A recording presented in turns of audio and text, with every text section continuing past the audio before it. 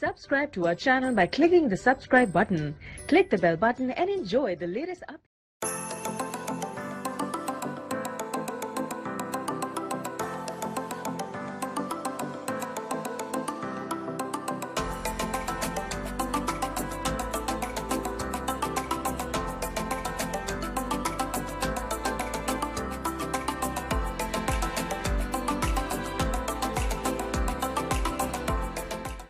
लाया है, मैं अंदर नहीं घुसने दे रही।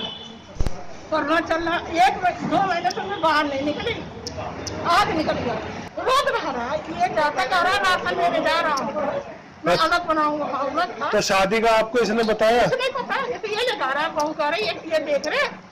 सर हमने बात करी थी पंडित जी से, तो उन्होंने लॉकडाउन के बाद बोला था, लेकिन हमारी कुछ कंडीशन ऐसी थी जो हमें इस तरीके से करनी पड़ी। देखिए हमने पंडित से बात करी थी हमने, पंडित ने हमें ये बोला कि अभी टाइम लगेगा, तो 3 तारीख के बाद भी हो सकता है आगे बढ़ जाएगा। उन्होंने हमें ये बोला कि मैं घर में करा सकता हूँ शादी, तो हमारे को जगह हमें नहीं मिल पा रही थी।